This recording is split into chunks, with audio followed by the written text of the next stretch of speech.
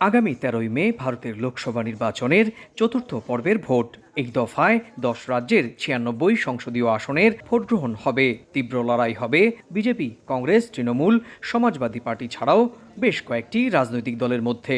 আর ভাগ্য নির্ধারণের খেলায় লড়বেন লোকসভার বিরোধী দলীয় নেতা অধীর রঞ্জন চৌধুরী, সমাজবাদী পার্টির শীর্ষ নেতা অখিলেশ যাদব ছাড়াও 1717 জন প্রার্থী। তারকা প্রার্থী রয়েছেন শত্রুঘ্ন সিনহা, শতাব্দী রায়ও। ভারতীয় গণমাধ্যম বলছে, এবারের লোকসভা নির্বাচনে সবচেয়ে গুরুত্বপূর্ণ চতুর্থ দফার এই ভোট। কেননা এই দফায় ভোট হবে 25 আসনের অন্ধ্রপ্রদেশ ও 17 আসনের তেলেঙ্গানা রাজ্যে। এছাড়া উত্তরপ্রদেশের 13টি, মহারাষ্ট্রের 11টি এবং পশ্চিমবঙ্গের 8 আসনে নিজেদের অস্তিত্ব রক্ষার চ্যালেঞ্জ বলে মনে করছে বিজেপি, কংগ্রেস, তৃণমূল কংগ্রেসও। বিশ্লেষকরা মনে করছেন, অন্ধ্রপ্রদেশে টিডিপি বা তেলেঙ্গানা দেশম পার্টির সঙ্গে জোট করে নির্বাচন করছে বিজেপি। 25 আসনের মধ্যে সেখানে 22 আসন পেয়েছিল বিজেপি বিরোধী শিবির, কংগ্রেসপন্থী প্রাদেশিক রাজনৈতিক দল ওয়াইএসআর। একই সঙ্গে 17 আসনের তেলেঙ্গানাতেও বিজেপি পেয়েছিল মাত্র 4টি।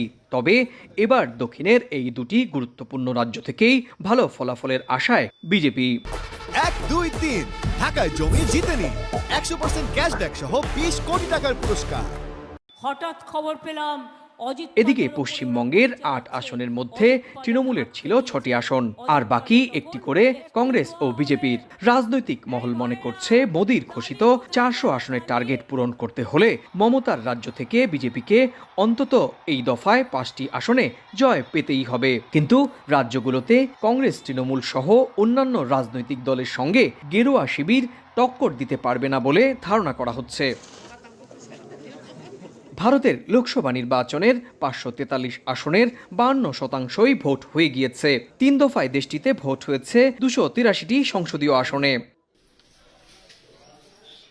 সুব্রত আচার্য, সময় সংবাদ, ভারত।